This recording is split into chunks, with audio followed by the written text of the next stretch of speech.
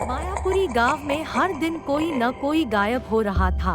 पूरे गांव में अशांति का माहौल सा बना हुआ था। गांव वाले ये समझ नहीं पा रहे थे कि अचानक ऐसा क्यों हो रहा है। पूरे गांव के हर दूसरे घर में घटना घटित हो रही थी। फिर एक दिन गांव वाले आपस में बातें कर रहे थे, तभी भानु बोलता है। पिछले कुछ दिनों से पूरे गांव में जो हालात बने हुए हैं, उस हालात के बारे में बाकी गांव वालों की क्या राय है? अरे का बताएं भानु भाई, हमों को तो एक ही सहारा था हमरे बहरिया का। ससुर का नाते वो भी अब नहीं रही, जिंदगी कुकुरवा जैसन वही गवा। तुम्हारी क्या राय है श्यामा भाई? देखो भानु भाई, गणपत ठीक ही तो कह रहा है। और हाँ, ये हालात सिर्फ गणपत के घर पर नहीं बल्कि पूरे गांव के हर एक दूसरे के घर पर है। हाँ, मैं सभी की बातों से सहमत हूँ, लेकिन इन सभी का गायब होने का कारण कुछ समझ में नहीं आ रहा है। उसका क्या कारण हो सकता है? फिर उसी दिन गांव के दूसरे चौक में बंसी काका के घर के सामने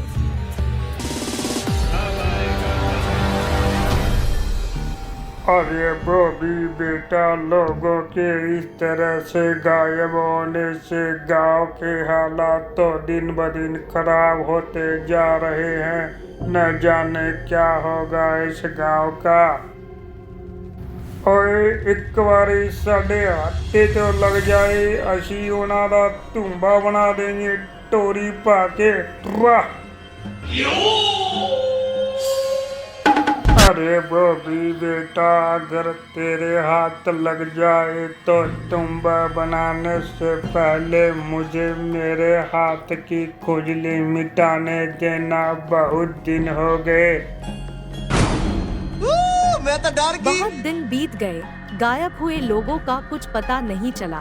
फिर एक दिन मोहन मिठाई की दुकान से लड्डू लाने गया हुआ था, जो कि कुछ दिनों पहले ही मायापुरी गांव में चालू हुई थी।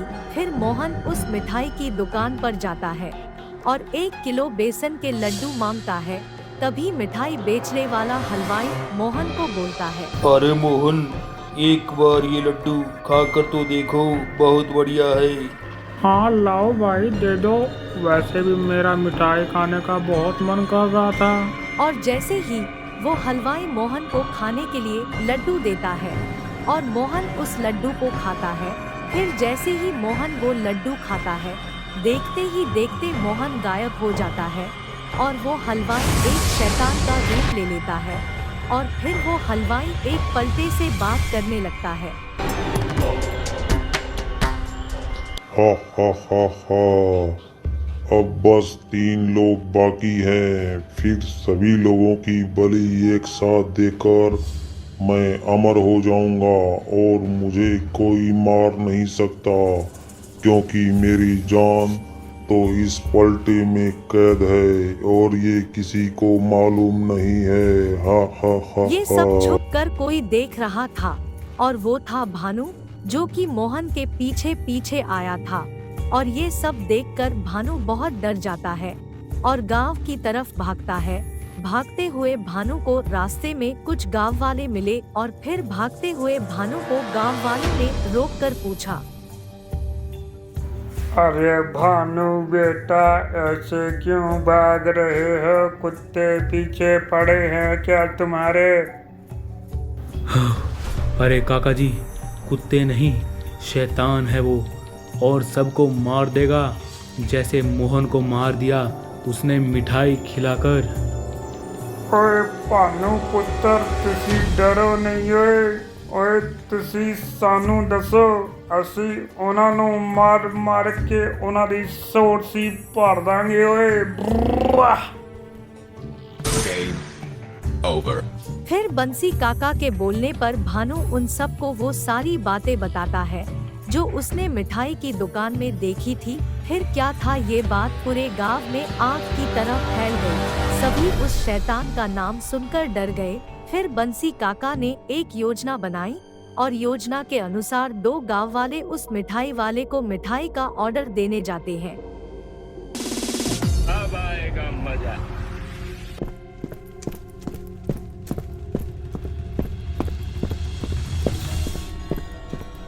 और उस मिठाई वाले को बोलकर आते हैं कि मिठाई घर पर लाकर देना।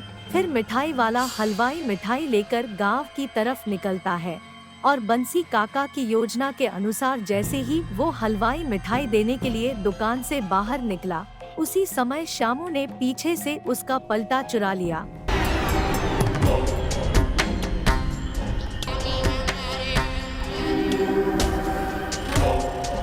और बंसी काका को गांव जाकर दे दिया, जिसमें उस शैतान की जान कैद थी।